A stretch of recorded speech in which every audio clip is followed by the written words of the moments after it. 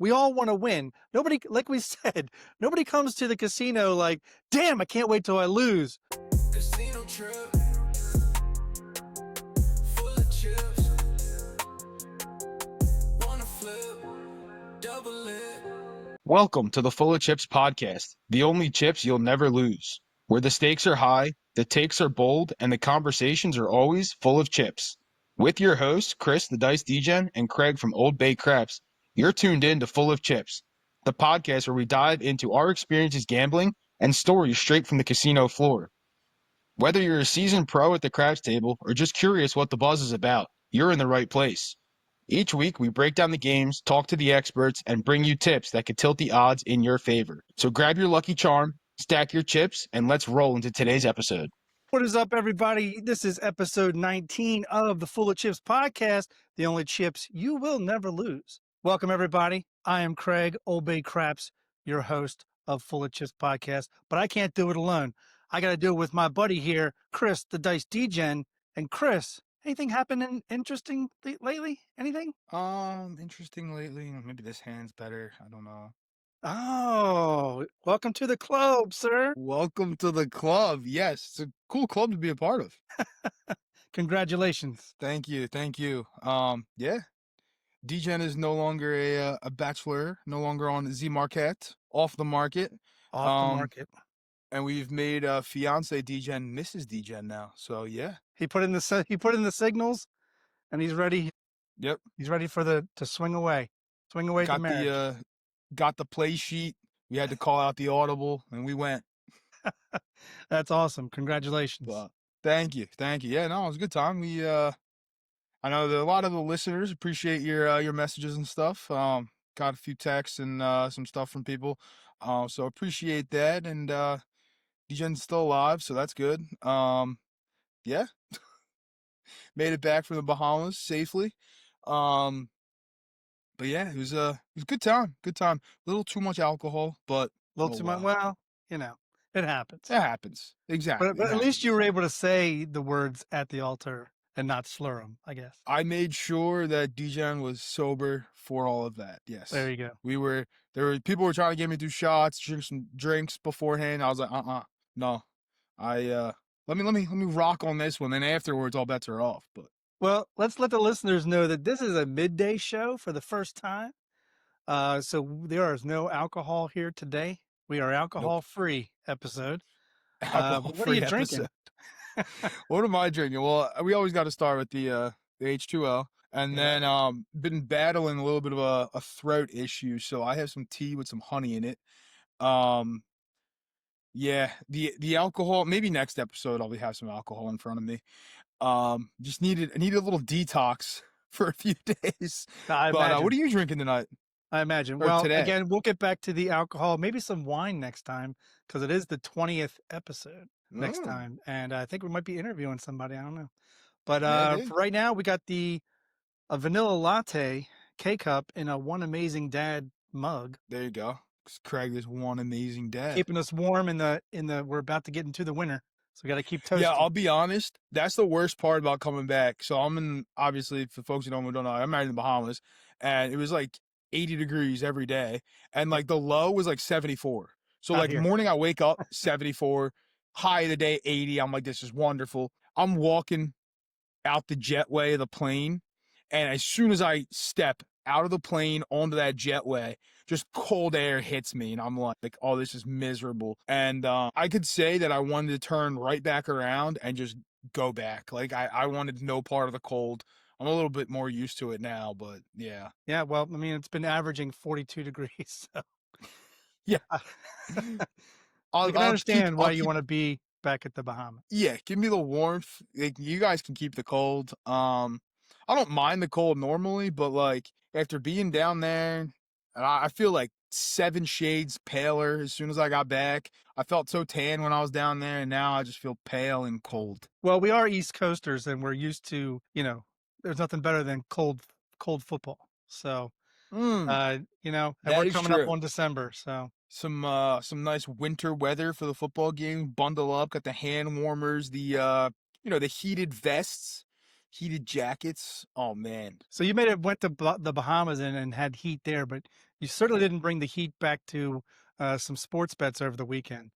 Oh, Um, no, not at all. no, cold, ice cold. Ice Like, cold. oh man, brutal, brutal. But hey, it happens. There's a life of a bettor. You have to understand it happens. You go on some heaters, have some good runs, have some bad runs. But yeah, this past weekend the NFL was brutal, It does absolutely brutal. what does make it fun sometimes, it's the thrill of the win, right? And the Mm-hmm. thrill of getting there. And, it just so happened this past weekend I made 9 of 10 and 17 of 24 legs. Now they were for $1. The 24 leg was for $1 and the 10 leg was for $5. So we're talking six total dollars of expenditure here. But the fact is, if I'm able to hit 9 of 10 and 17 of 24, maybe I just need to learn to just scale it back a little bit to get some of those guaranteed wins. Touch, just a touch, or take a couple of plays you're really confident in, maybe throw like $5 on those, and then bring the other ones in for the celebration parlay. We love those. I mean, listen, Oh yeah. those are great. I placed a couple when I was down in the Bahamas. Unfortunately, none of them hit. Um, but had some good sessions at the craps table down there. We went to Baja Mar. Yeah. Um, Nice. yeah, it was good sessions. Played twice. First session was my better shooting session of the two. Fortunately, and this is something we talk about a lot on this podcast, there was a lack of etiquette at the tables on Sunday night when DJ was trying to play because people kept buying in on my roll. It was literally the only people at the table were me and my one buddy. And I was having a good roll, decent. I was in I would say I was around 11 or 12 when the first person bought in. And you know me, people at home probably know me well enough. I'm turning my bets off as soon as somebody buys in, right? And then, I go on a few more rolls. I turn my bets back on, keep shooting for a few, got paid a couple times. Then somebody else comes to buy in. And I'm like, come on. And then they give me the dice back. And as they give me the dice, somebody else is shelling out money on the table. And so I give them the dice back. I take a little walk away from the table for a second. Bets are off again because, I don't like to be interrupted like that.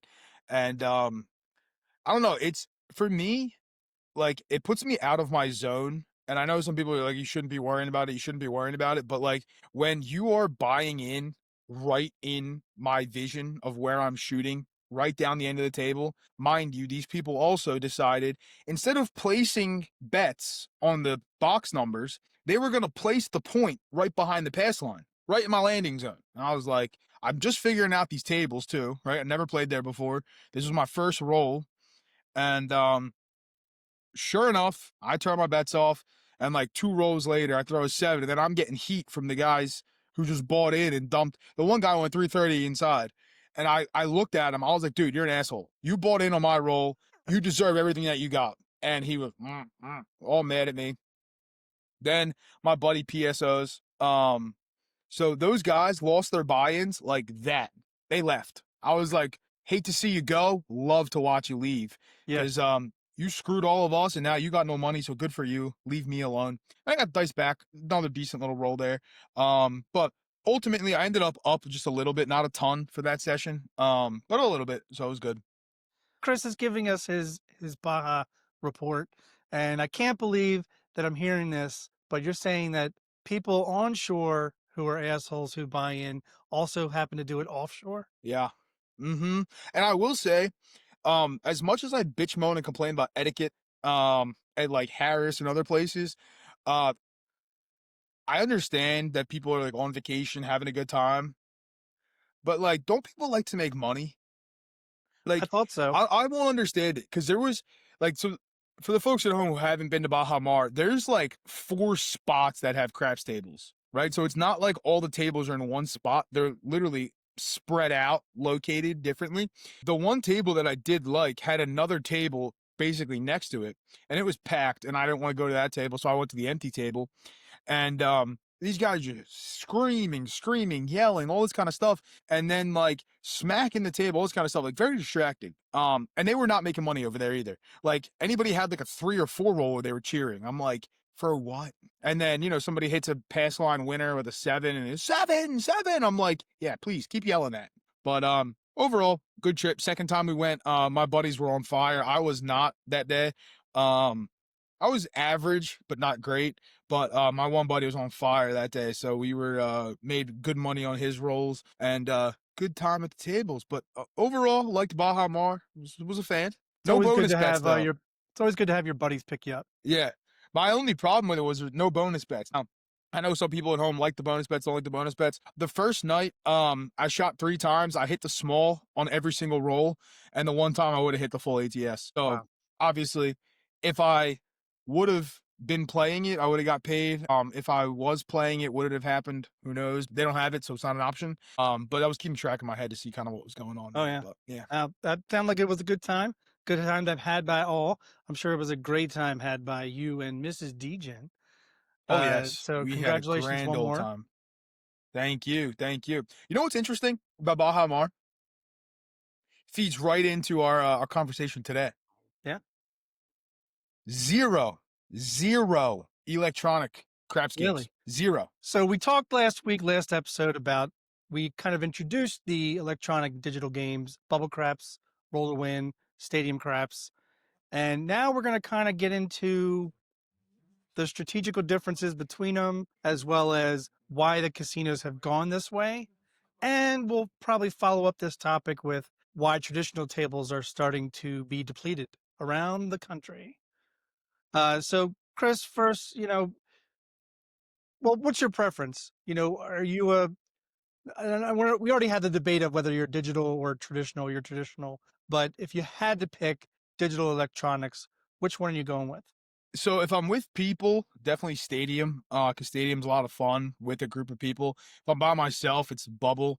You'll never see me choose roll to win unless I absolutely have to. I'm not a fan of the roll to win tables personally, but I do like the stadium for the fun aspect, and then bubbles always fun, but only the individual bubbles. I hate the big bubbles that like, there's one kiosk in the middle and then like you're watching it on a TV screen and like everybody's playing the same one. I don't like those. I prefer the individual ones.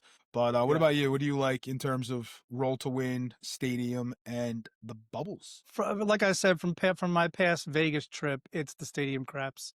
Um, what I will do with the stadium craps is I will then transition over to bubble craps if I have to. But if stadium is available, that's my alternative versus traditional.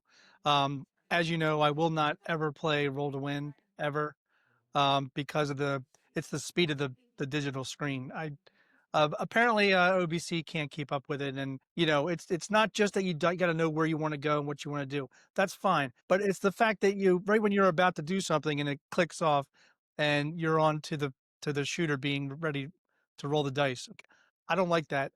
It makes you miss out on a lot of betting. So I'm a fan of stadium craps, and the reason being, like I said before, is because when the shooter's ready, sometimes they're not ready, and you get that extra 15 to 20 seconds to make your bets.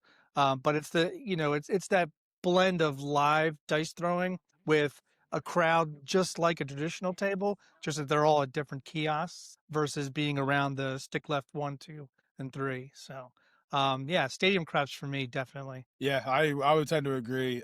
Stadium craps to me is a lot of fun.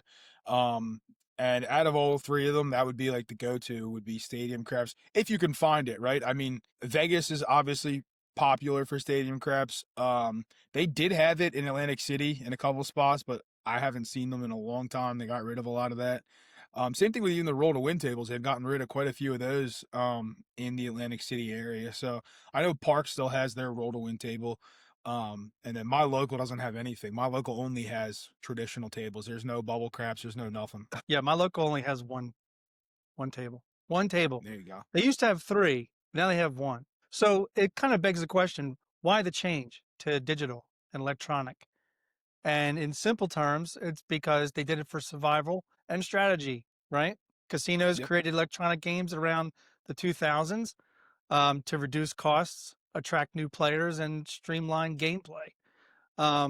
Traditional craps tables, they are declining due to the high staffing expenses. And there is slower play on traditional than there is stadium, and definitely there's no you can play as slow as you want on bubble craps because it's individualized. Except for those that the three station bubble with the red dice. That means Yep. that you're actually kind of waiting like people on roll to win. You're waiting for that person to be ready to then hit the button, but it's their button that they're hitting and their roll that you're waiting on. I don't like that either. Um, but yeah, I mean, this slower play on traditional tables, unfortunately, lower profitability compared to the electronic games, which can have a higher turnover of people playing and higher rate. Yep. No, you hit it spot on there with I mean, the three main reasons, right? With lower cost for the casino, and more people playing, right? That's the thing on a regular craps table. You can't make the table much bigger, right? They can't do that. So how do you make more people play the same game? Well, you make it electronic and then boom, put 30 seats in front of it, and there you go. Now you got 30 people who could play craps or whatever. Blackjack, they have other ones too, but say they're all playing craps. So yeah, it's kind of frustrating to be honest with you because you and I both prefer the traditional aspect of things. I know a lot of people kind of waver between the two, but for people are gonna hate me at home for saying this. For real craps players, that you can't really beat the traditional table. And for the casinos, they don't like it though because they definitely have a higher operational cost. And again, staffing, like you mentioned. The other thing too is that I feel like a lot of people kind of struggle with, let's say, and it happens with sports betting too, right? Like on your phone, your sports betting, you put money in. When you actually have to drop money into the kiosk at the sports book, like some people are a little bit more hesitant. Same thing with, the electronic games, right? Typically lower minimums and you put money in, but like let's say you want to go all the way across and you're like, oh, I'm going $5 all the way across, so it's only $32, whereas like you're hesitant on a regular table to go $18 6 and 8 or whatever it may be, right? Realistically it's a $4 difference, but like you're more than happy to do it on an electronic screen as opposed to actually doing it on the table. So that's another thing that casinos know, and they're like, oh, people will spend more money at this thing. And you also have the well, it's not going to keep rolling this way, right? It's going to turn eventually, and you just keep shelling money, shelling money, shelling money. Next thing you know, you're down, and it's like, oh, I could have had more fun on a regular table. No, you made a good point with lower operational costs. Traditional craps, it requires four staff members, a boxman, two dealers, and a stick. And the electronic versions, like bubble craps or roll to win, drastically reduce labor needs. And you also get more rolls per hour. But it's easier entry for new players.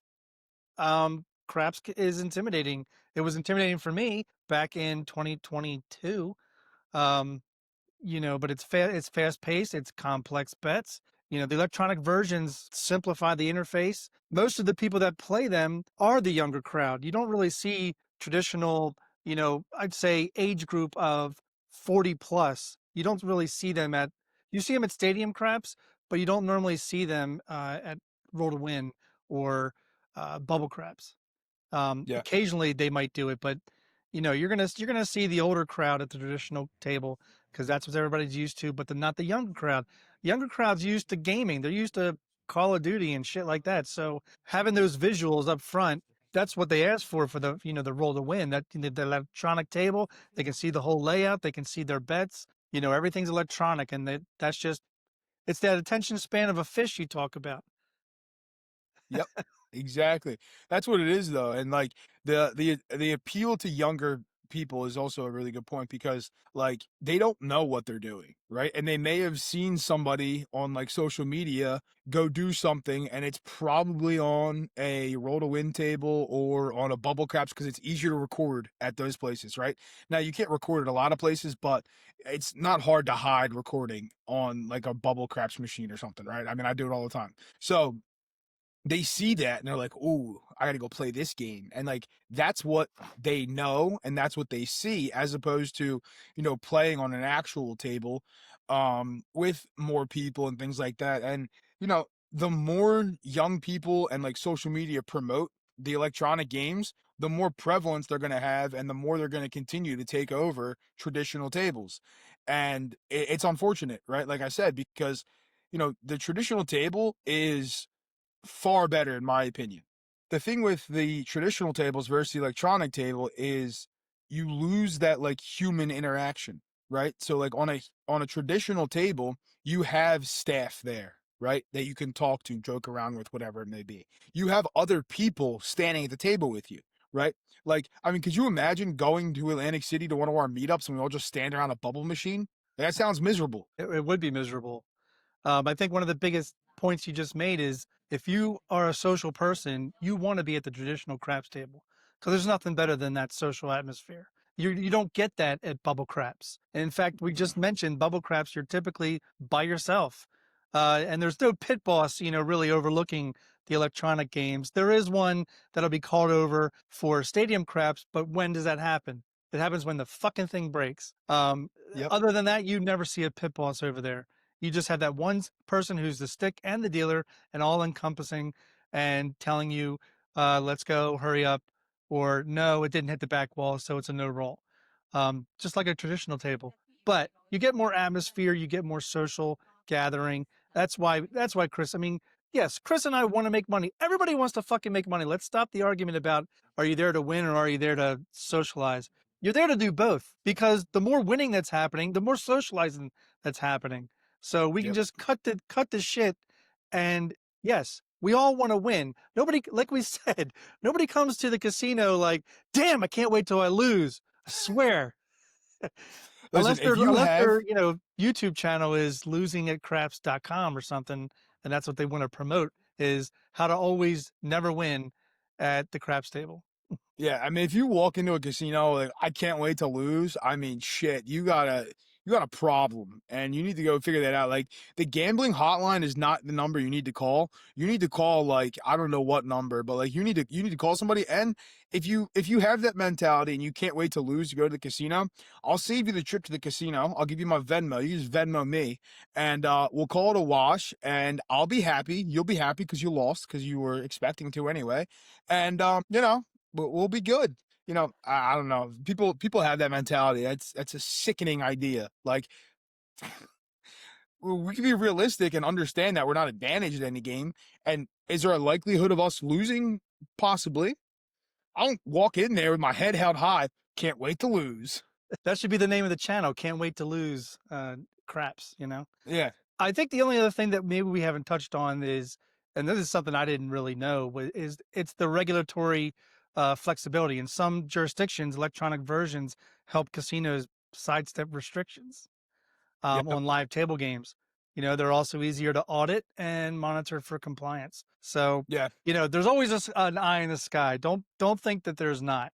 You could be at the lonely person at the bubble craps at 3 a.m. I guarantee you there's a camera on you and somebody's watching. Oh, 100%. They're always watching.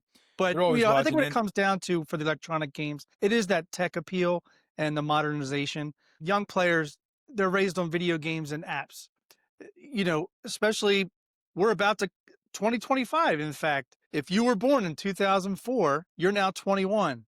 And in 2004, the iPhone came out. Need we say more? I mean, the young literally. players were raised on the visuals and the sounds. Yeah, To them, they going to the were. casino, having all the sounds is probably not a distraction at all. No, they just focus right in. They focus right in on it. And again, like we mentioned too before with the social media, right? It's on your phone. And like you go watch some guy play bubble craps for a few hours, or like, there's whole channels dedicated to that kind of stuff. And I'm not knocking them. Believe me, I'm not. It's easy to record those things. It's a pro Yeah. for any content creator, right? You just go film some videos, but for the younger generation who's consuming so much stuff on social media, like that's what they see. So that's what they're going to go play. And the only other thing that I had for electronic games too is like a space advantage for the casino. Where these tables, like the table behind me, it's big. Thing is big and it's heavy. Right.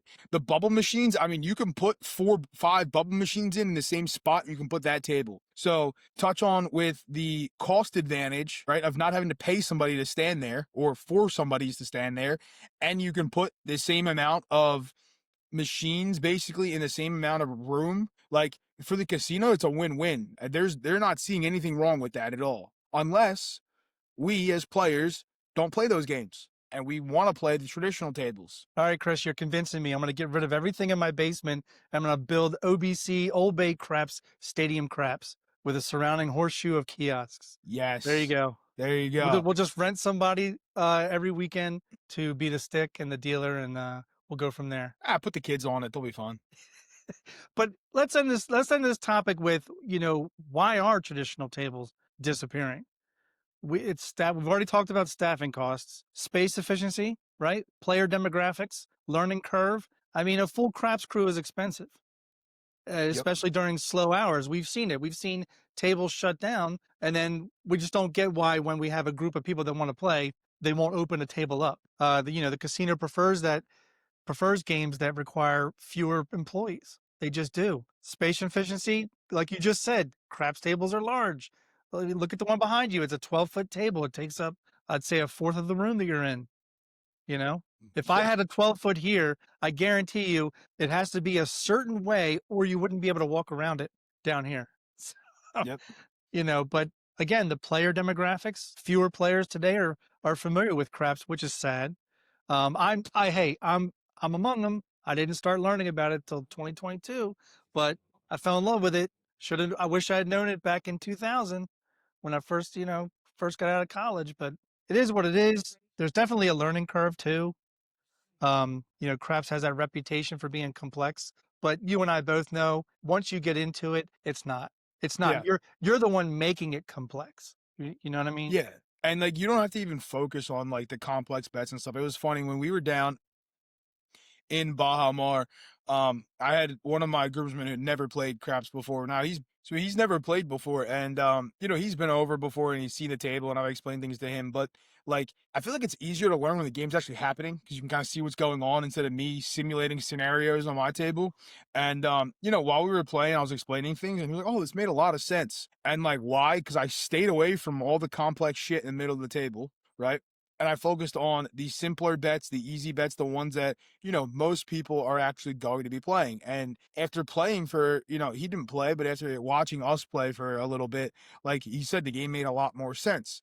And all it does is it takes a little bit of time to sit down, learn the game, and there really shouldn't be that barrier in the game, right? Just sit down, learn, focus for a little bit, and you'll learn how to play, and you can learn as you go, right? You're never going to be an expert on the game. That's never going to happen. Okay. You could think you are, you won't be. All right. There's always somebody who's been playing longer, somebody who knows more, yada, yada, yada. All right. Craig and I included, right? Neither one of us consider ourselves experts. Why?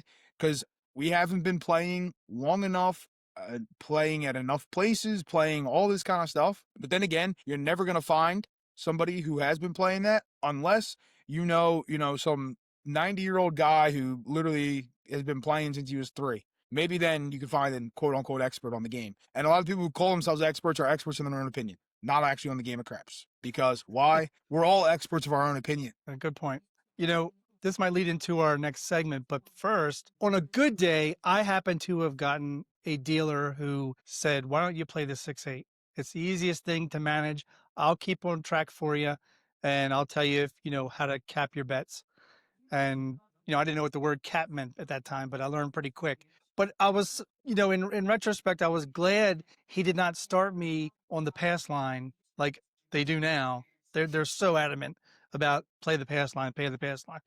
But I'm also glad they didn't start me in the field, which I think we're going to get to right now, which is field bet FOMO, when to embrace the field, when to avoid it, and how flashy bets seduce even the most disciplined players. Oh, yes. Everybody loves that field bet. Oh yeah, everybody loves the field bet. It's that allure, right? It's that flashy promise. The one that ends up mostly your bet being taken by the dealer. Literally. And Literally. I know the field is such a large area on the table, right? It's so easy to go in there and people, oh, it's a 1-to-1 bet. Got a 50-50 shot at hitting it. If you know the game of craps and you know some things about numbers, you do not have a 50-50 shot at hitting it. All right. Everybody likes to explain the field as a 50-50 bet. It is not a 50-50 bet. All right. It pays you as it was a 50-50 bet, but as we all know, and the listeners who have been listening from the start, casino's not paying you true odds on anything. All right. Besides maybe your odds on the craps table, but you have to get them out there first. The field itself, right, 16 combinations out of the 36. If you are a mathlete and you tell me 16 is half of 36, I'm going to tell you you're not a mathlete. You need to go back to your calculator because it's not. All right, 18 is half of 36. But 16 combinations to win in the field, 20 to lose. They're paying you as a 1-to-1 bet. It's not a 50-50 bet. You do not have 50-50 shot of winning that one. So for the folks at home who think you have 50-50, you don't. You know, they say it's easy money, right? They always say it's easy money compared to grinding out the pass line with odds. Well, Yep. let me tell you, folks, looking at a craps layout, there are large areas and there are small areas. And all the large areas are the things to attract you to come play it, including the field. Now, you may, I would say a traditionalist of a craps player would say, well, the boxes are larger than the field. Okay, but you're looking at the boxes as a whole. Look at the Yeah. individual box number. It is a fifth of the size of the field bet. And the field bet, you have to be careful. You are the one in control of the field. You put your bet there, and if you win, you're the one that has to bring it back to your rack. Because if you don't, guess what? It just became the new bet. Yep. No, that's true. And like with the field, I think a lot of people see it and they're like, oh, it's going to be easy to hit this bet. But like you're missing the three most common numbers on the dice 6, 7, 8, right? Those are the three most common. Oh, the 5 too. Well, yeah, the 5 and 9 are the same. So, okay. You got one of them in there. But you're missing the 6, the 7, and the 8. And it's funny how many times people like, and we've talked about the martingale on this, and people like to martingale the field. And we can't possibly keep rolling, 6s and 8s. I mean, martingale the field and see how many times a 6 and an 8 are rolled in a row. You'll be astounded. I can tell you probably my experience, and it's my experience, so it's my opinion. The 5 has killed me in the field more than any other number. I don't know what it is about, but that 5 comes. Now, have Yeah. I learned since to learn? I learned an inside set that can give me 5s. Yeah, because I might as well just play the 5, 6, and 8 versus playing the field. Everybody plays, they play the iron cross, which is great. It's a great starter. It is not something you're meant to be playing full session. Correct. But the 5, 6, 8 roll just as almost as much as the field. I'd have more money on my boxes than in the field. And in the field, you're watching others hit it quick, quick wins, makes the players feel good. Everybody's screaming and yelling. And then as soon as you don't have that fear of missing out and you put your bet in the field, here comes a 5, 6, 8. Yep. Right? It happens every time. Every time. So when would you embrace the field? Yes, this is a good question. So we're not shitting on the field. Okay. Right. We're not sitting here telling you not to play the field because I'd be a hypocrite if I told you that. Okay. Because I do play the field occasionally. Now, with the field, right, I use it as a way to exploit or get more numbers out of it.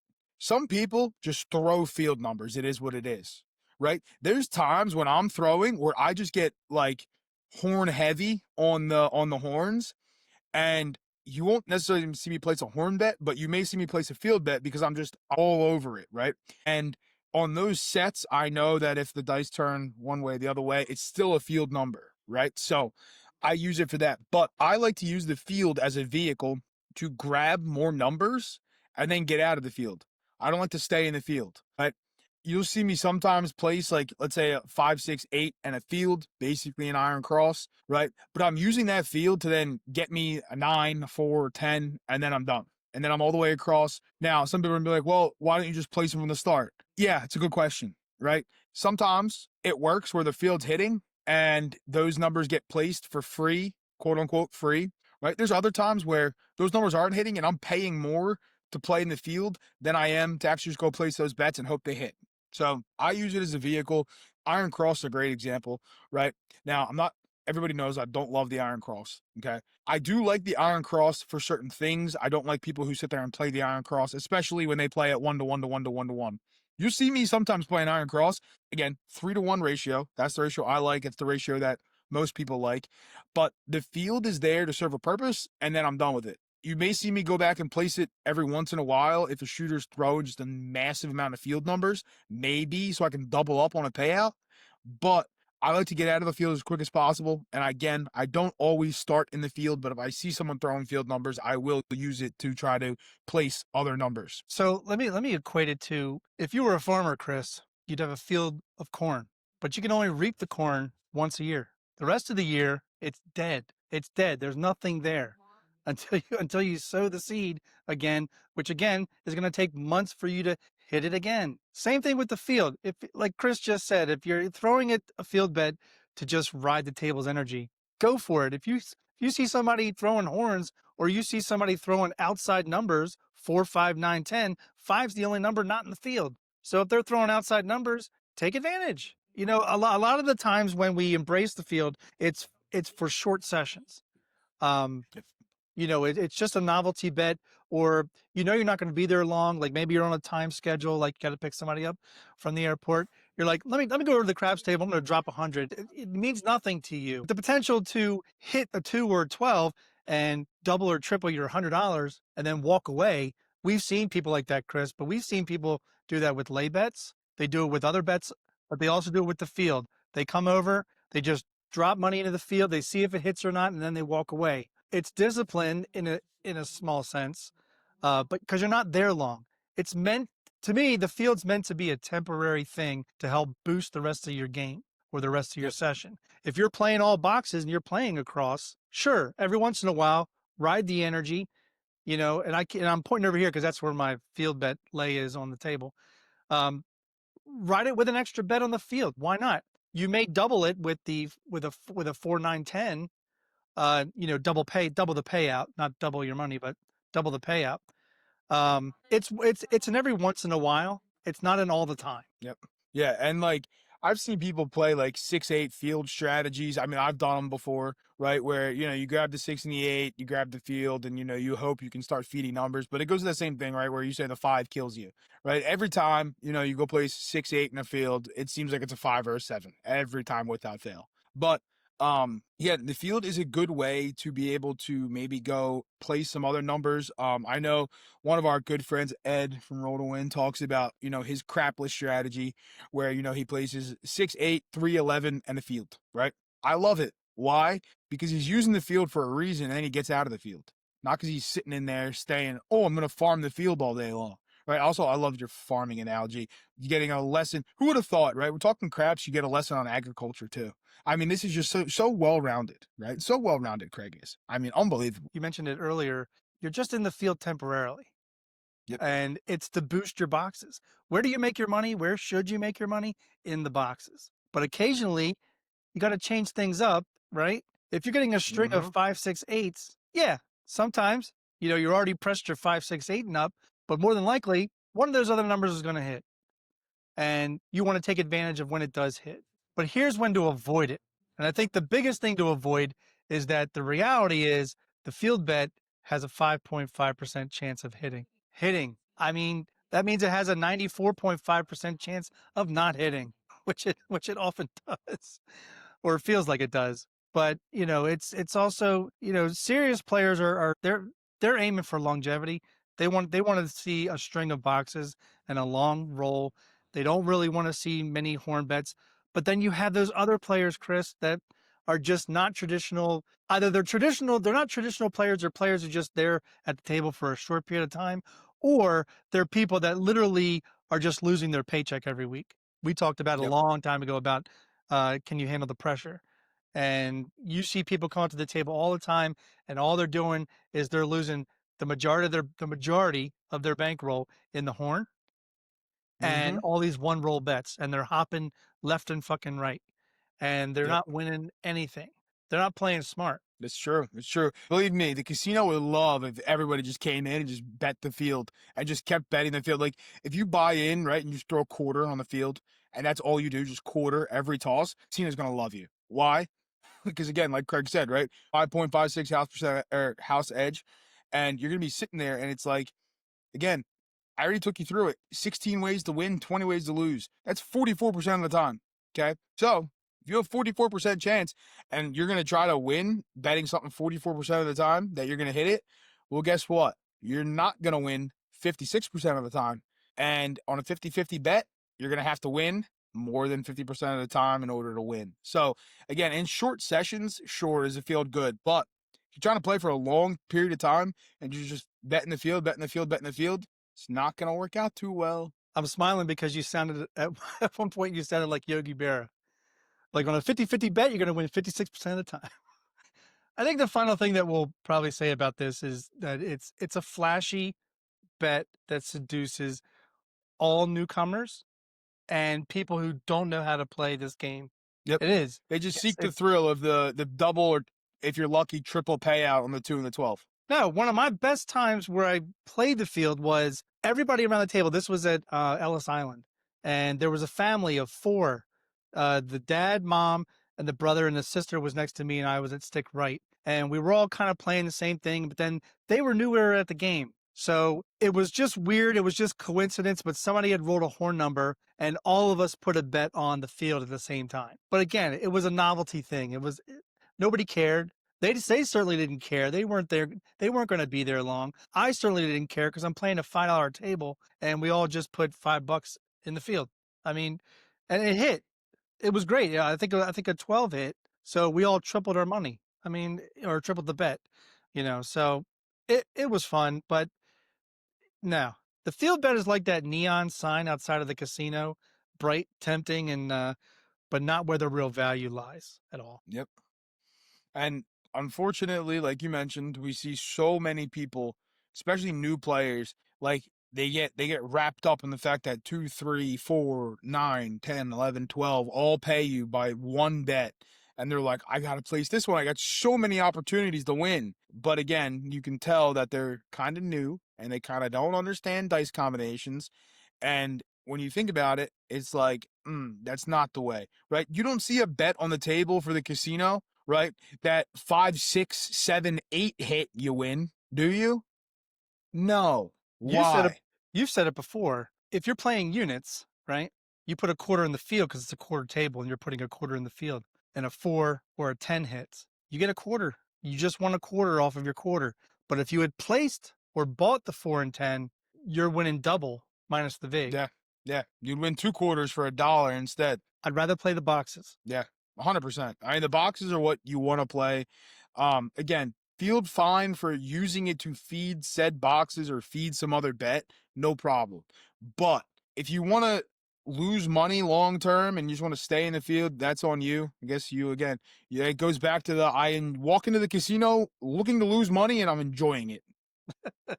You know what? Besides the field, what bet I do like? I like parlays. You like parlays, Chris?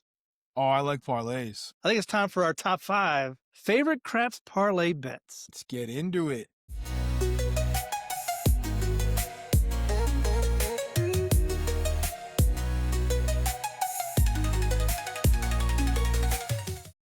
Alrighty.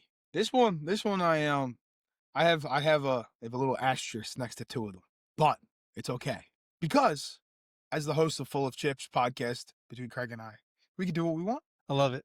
I love it. All right, Craig. All right. Number 5. What is number it? 5? And what's funny is some people are going to be like, how is it not your number 1 or 2? It's the hard way parlay. It's not my favorite thing to do. But if I did it, that $5 wins 45 on a hard 6-8, wins 35 on a hard 4-10, parlaying it to 50 and 40 respectively. That's pretty cool. I was fortunate enough, and I don't know if you're going to say this on your list, but I was fortunate enough to stand next to you at Harrah's in Vegas when you parlayed your bet in the hard way. That was pretty cool to see because I'd never seen one hit. That was the first time I ever saw one hit. That was a fun one. Yeah, I'll get to that on my list. It's not number 5, but I will get to that on my list.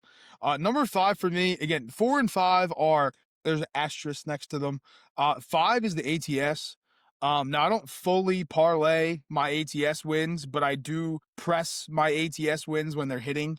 But on the list, I think it deserved being on there. So I put the ATS as one of my parlays because every time I hit a leg of it or somebody hits a leg of it, I start pressing up my ATS bet.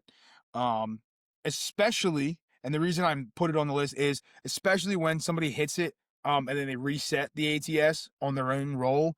I use that money to go back up there for more. So that's my number 5. That's a fun thing to do. But can you imagine if they did not cap it? Would anyone ever really parlay it? I don't know. I'd like to see somebody with a lot of money to burn. What is that? A 555 into pays 150, so you're putting 155 on like the small. 155 on the small. Shit. I mean, and then that hits. Whoo! I mean, we're printing money at that point. So 155 times 30, that would be what, four or 5 grand? You're gonna make me get out a calculator. You're gonna make me get out a calculator if I can find my damn calculator on my phone. Mathlete. Yeah, the mathlete's gonna break out here. It would be 4,650. Yeah. That's a hell of a smaller tall. Yeah, it's a nice little payout there. But unfortunately they cap it at 100. So Yeah. Well, I'll tell you, I've never gone more than quarters on it. And the only reason I went quarters on it was 'cause someone hit it. Somebody hit it. I had it at 555. Somebody hit it, and then I went to 10, 10, 10, and somebody hit it again. So then Yeah. I was like, "Wow!" I mean, I was just playing with fun money over here. So then I went quarters, but Oh, yeah. it didn't hit at the quarter level. All right, Craig, number 4. All right, number 4 for me is going to be the pass line parlay. It gets talked about ad nauseum on one person's channel, who we love, and we love you, John. But I do like to play it, especially on a $15 table. 15 wins 15. Now it's 30. 30 wins 30. Rack 45. Go back to 15. I love that. Yep, That's one of my favorites. That's a why it's good on the one. list. Yeah. Oh, yeah. Well, I mean, it's a top 5 list, so it's got to be one of your favorites. All right. My number 4 is, again, there's a little asterisk next one because it's not a true parlay most of the time. Sometimes it is, but it's box bets that hit. So, like, if I have, let's say, a quarter on the, like the 4 and 10, I'll parlay it to 75 when it pays. Obviously, minus the vig, I'll pay that out of my rack. Or, like on the 5 and 9, I like to do like 15 goes to 35 because it pays 21, take up $20, and then you have $1 for the 50 for one. I like that one. So they're kind of parlays. 6 and 8 a little tougher because you can't full parlay it. You have to take a little bit off the top, like 60 goes to 120, but it actually pays 70. So oh well. But parlaying my box hits is number 4. There you go. Number 3, Craig. All right, number 3 for me is the World Bet parlay, which is an odd parlay, but I usually do it at $10. We all know that's $2 on each horn number plus 2 on the any 7. So if a 7 rolls, it's just a push. But if it's not a push, it wins 22 on a 3 or yo and 52 on a 2 or 12. So parlaying to 30 for the 3 or yo or parlaying to 60 for the 212, you collect $2. You take the cap off because it has to be an even number for it to be a world bet. But hey, if 30 wins on a yo or ace deuce, you win $66 or 156 on aces and midnight. I mean, it's times 11 and times 26. And the reason that's the payout is because it's the payout if you're keeping up your original bet. Yep. That's what that is. Indeed. All right, Craig, my number 3, we've heard before, was your number 4. The pass line, don't pass parlay. I've lumped them together because I've done it both ways. But parlay in your line bet, like that one a lot. Nice and clean, nice and simple.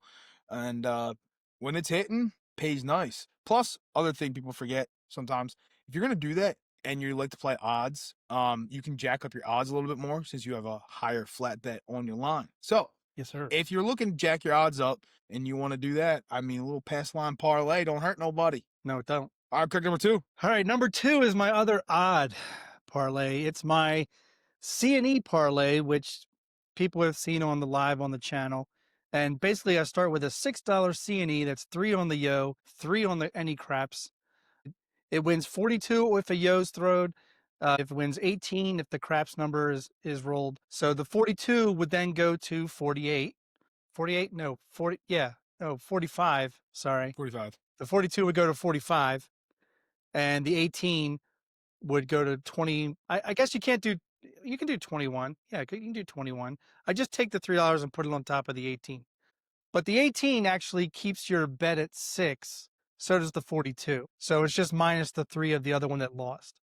But then just stacking those because, again, if that yo hits, see, this is one where the world bet, you're really looking for that aces and midnight to hit because it pays 26 times the bet.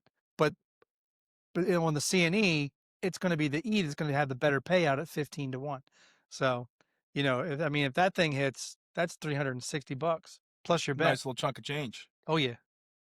Oh, yeah. All right, number 2 for me is the horn parlay. You'll see me do it if I'm playing a horn on a come out. I usually parlay the first one, and then after that, then I start collecting. I will press after the second one, but I will collect off that parlayed hit. But I love a good horn parlay. Just nothing better, right? Nothing better in my opinion than parlaying that horn. And if you get somebody to throw in horns and you do it, 2 horns in a row is a nice little payday. And then if you can get more than that, I mean, we're talking black chips, and then you're potentially talking bananas if you can get 3 or 4 hits in a row on the horn. And to people at home, no, this doesn't happen. It does happen. Okay, we've both seen it. We've both done it. And I've seen it multiple times in the same session.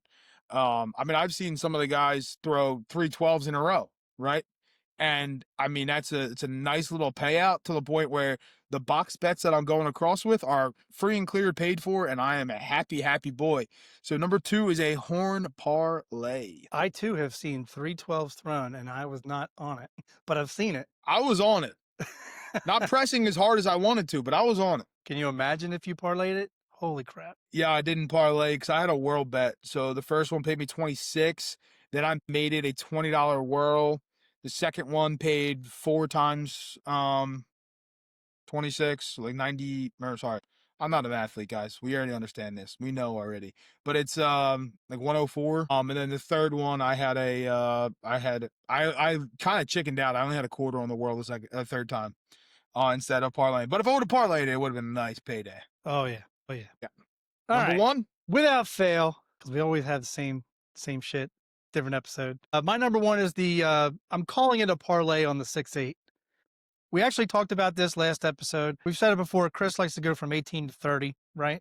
I like to drop 3 and go to 42. So you are essentially parlaying it, but you have to drop 3 to make it a proper bet. Because if you didn't, 21 and 18, 21, win 21 on 18, that's 39. It's an improper bet. So you got to cap it at 42 to make it a proper bet. But that's my favorite parlay in craps on the boxes on the 6-8. I like it. Well, we never fail, right? Your number 1 was my number 4, I guess. Your number 5 is my number uno, which is the hard way parlay. I absolutely love that parlay. If I'm playing the hard ways, you can probably guarantee that I'm parlaying them. But as Craig said, he's seen me do it before. And that one I started at $1 for the folks at home. It was $1, went to $9 or $10, I guess technically, and then it parlayed again. So that was like a 3-way parlay. But I really do like the hard way parlay. That's one of my favorite bets on the whole table. Again, if it's playing or if it's hitting, it's great. If it's not hitting, it's a money suck. But if you're getting somebody who's throwing hard ways, it's a fun little bet to play. And I am going to out Chris because we're at the end of the top 5. Chris had a chance to parlay it one more time on the hard 6, and he didn't. He collected, and damn it if she didn't a couple of rolls later throw a hard 6. Yep. Which means Chris could have made 900 on that next one. Yep. Oh, yeah. That'd have paid for the trip. Unfortunate. It would have been great. But again, Chris chickened out and had to deal with it. Sounds like our tip of the episode. Don't be a chicken. But it's not actually our tip of the episode, Craig. Right. It's our tip of the episode. It could have been the quote of the tip of the episode, but we're gonna go with bet with your head, not over it. You got to have the right mindset when you go in. Limits do matter. Set yourself a limit, set yourself a goal, and be aware of your risk that you're putting out there. Every bet carries odds stacked against you. Knowing that, it helps you to avoid those unrealistic expectations. 100%. 100%. You cannot bet with money you can't afford to lose. We say it all the time, right? But you got to bet smart and you got to bet with your head. And if you get over your head, you're in a problem, right? I always like to equate it to anyone likes to ski. DJN likes to ski. But they always say, don't get over your skis. Why? Because you're going to fall. You're going to go right over your skis. So same thing with your head and betting. Don't bet over your head.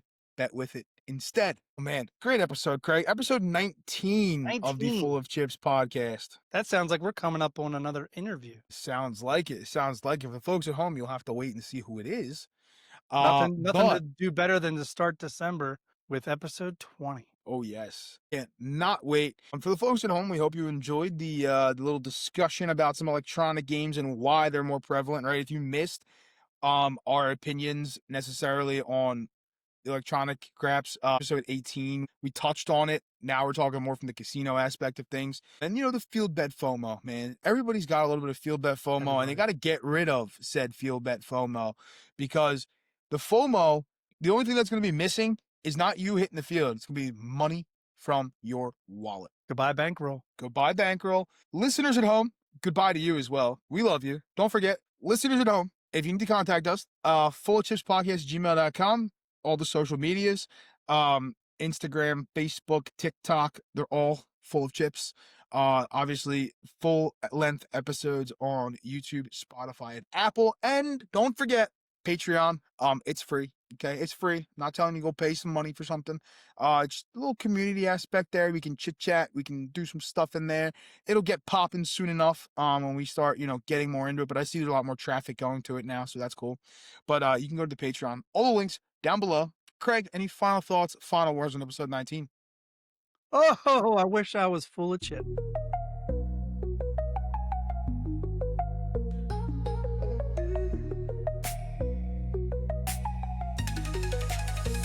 On the ball.